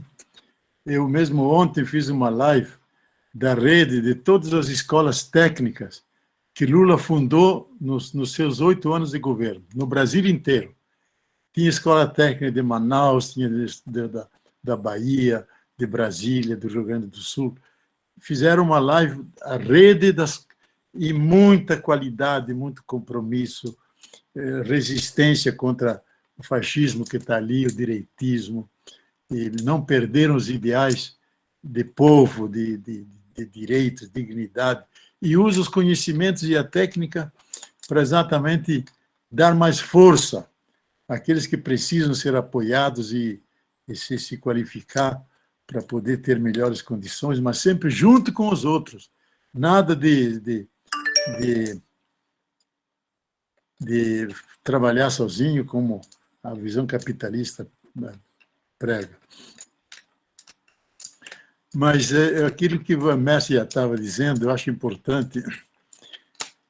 E uma das coisas que esse Papa introduziu, que nunca tinha isso antes na igreja, ele disse, olha, ecumenismo é todas as igrejas se reconhecerem uma a outra. Nada uma querer converter a outra. E nem que todas virem católicas. Não, não. cada uma testemunha o seu jeito, a herança de Jesus, e vamos nos unir para servir o povo e os pobres, e salvar a vida no planeta. Então, todas as encíclicas, todas as viagens dele, ele sempre une as religiões todas, os caminhos espirituais. Para quê? Para juntos somarmos força, porque todas as religiões e caminhos espirituais trabalham com valores, com amor, com defesa dos pobres, defesa da vida, unir forças. E, independente das várias tendências e dogmas e doutrinas que tem, não importa. Na missão de serviço a quem mais precisa, aí devemos estar juntos. E ele inaugurou um novo ecumenismo de missão, e reconhecendo todas as igrejas. Não é que diga a nossa é a última e a melhor, nada disso. Todas elas, do seu jeito, têm um pé no Evangelho e pregam e anunciam Jesus libertador. Então, querendo se colocar a serviço da justiça a nível mundial, da vida que está ameaçada, vida humana, vida da natureza. E aí eu acho que nós ganhamos dignidade. É a política em grande que todos nós devemos fazer. Tem a política em P minúsculo, que é a política partidária, que é sempre parte. Tem a política em P maiúsculo, que é a política em grande, que é a defesa dos direitos humanos, de direitos por um salário justo, direito para a educação para todos, direito para a moradia. Isso é fazer política em grande. E todo mundo tem que fazer. E a fé estimula a gente para isso. Porque se a fé não tiver um amparo nas obras, ela é vã, é vazia. Então tem que ser uma fé operosa, uma mística dos olhos abertos e não dos olhos fechados. E isso eu acho que os movimentos fé e política conseguem transmitir ao pessoal. Fazer da fé uma mística de compromisso para a transformação desse mundo. E eu sempre digo uma coisa do Papa, que é muito importante. Diz: Cristo não veio criar uma nova religião, e nem uma nova igreja. Ele veio nos ensinar a viver. Nos ensinar a viver o amor incondicional, a cooperação, a solidariedade, o perdão, a compaixão, a centralidade da vida, especialmente amor aos pobres. Veio nos ensinar isso. Isso que é ser cristão. Por isso ele disse muitas vezes: eu prefiro um ateu que luta pela justiça e pela vida que um católico que é indiferente face à miséria dos outros. Prefiro o ateu. Porque esse está mais perto de Deus do que o outro. Que não basta ter Deus nos lábios. Que o verdadeiro nome de Deus é justiça, amor, solidariedade, compaixão. Isso é o verdadeiro nome de Deus. Quem tem isso, pouco importa se ele se diz ateu ou não. A mim não me interessa. Mesmo anteontem veio me visitar alguém aqui, disse: você me desculpe, eu sou ateu. Eu digo: você luta pela justiça. Lógico, eu sou do PT, é pela vida. Então você está no meio de Deus. Não precisa se preocupar com o ateísmo. Desde que você lute pela vida, pelos pobres, pelos direitos humanos, pela dignidade de todas as coisas, é aquilo que significa Deus. Deus é isso. E para a gente ser um bom cristão, tem que ser ateu de muitas coisas. Especialmente ateu desse Deus de comércio, Deus que é vendilhão, sabe? Que estava presente hoje naquele infeliz ministro que foi feito ministro do Supremo. Primeira coisa que fala: eu sou evangélico. Não, tem que ser: eu sou juiz que vai defender a justiça, que vai ser isento, que não vai se vender. Não, prefere dizer que é evangélico. Bobagem. No juiz pode ser ateu, pode ser espírita, pode ser evangélico, contanto que seja um juiz isento, faça justiça e compreenda os problemas e encontre o caminho melhor dentro da Constituição, dentro daquilo que é o mais digno dos seres humanos. Isso que nós queremos, pouco importa lá a crença que ele tem. Muito bem, meus irmãos, já estamos quase 2 horas. 2 horas falando. Isso. Então, nós vamos encerrando com muita dificuldade de encerrar, porque eu acho que a gente quer continuar embebedando, mas eu acho que a gente precisa descansar mesmo, né? E saber, Leonardo, que esse encerramento aqui nesse momento não é partida para quem acredita dentro de uma missão, de um compromisso. E eu queria só perguntar se você gostaria de fazer mais algumas palavras de encerramento, porque assim, eu quero agradecer cada um que está aí, cada movimento, cada liderança. Eu vi que tem gente de várias instâncias aí, e que a gente, de fato, se torne essa corrente para que a gente possa eleger nosso candidato Lula aí, e a gente sabe que nós vamos ter que ir para a rua mesmo, porque eu acho que a mídia, né, a mídia não está nas nossas mãos, né? Então a gente vai ter que fazer o tete a tete com cada morador, cada pessoa. Vem esse coronavírus aí, mas a gente sabe que na hora da fome as pessoas colocaram não sei quantas máscaras, mas enfrentaram e deram as mãos. Então eu quero dizer que a gente encerra, eu, Leonardo, acho que quer falar mais alguma coisinha, e a gente encerra dando uma boa noite e muita força para todos nós. Estamos juntos. Isso mesmo. Eu acho, sem querer fazer propaganda, que votar em Lula é votar pelo Brasil, sabe? Porque a Globo é pé frio. Todos os candidatos que ela apoiou perderam as eleições. Todos eles. Porque ela sempre escolhe alguém que é do capitalismo, que é dos grandes conglomerados, do grande sistema. Ela é inimiga do povo. Faz boas novelas e tudo isso, mas o projeto deles não é popular. É longe, é o projeto da Casa Branca, daqueles poderosos, da elite do atraso, como diz Gessé Souza, que é um grande sociólogo, amigo dos pobres. Gessé Souza. A elite do atraso. E eles apoiam o Moro, mas ele escreveu um livro, Moro. Os advogados de Lula desmontaram as muitas mentiras desse livro. Ele é um mentiroso. Lula quer provar que ele é um mentiroso, e é mesmo. Então, eu acho que ele não vai prosperar. Tem tantas contradições. E agora se descobriu, agora saiu a documentação hoje, que ele foi instruído pela CIA, foi educado nos Estados Unidos para aplicar aquele lawfare, como você usa direito contra aquele que você interroga. Ele é um agente do sistema. Então, é um criminoso, traidor da pátria. Nós precisamos saber disso. Então, votar nele é votar no império, votar na pior coisa que tem. Nós temos que votar em nós mesmos, e votar em nós mesmos é votar em Lula. Porque eu acho que o único que tem chance de nos tirar dessa crise, dessa tragédia, que é a história atual brasileira. Estão desmontando tudo que foi feito durante tantos anos com suor e sangue. Eu quero terminar, meus irmãos e irmãs. O que a gente não pode perder nunca é a esperança.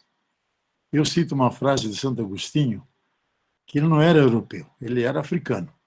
Ele nasceu no norte da África, onde é a Algéria hoje. Que é o maior pensador do Ocidente. Todos os grandes pensadores se confrontam com ele.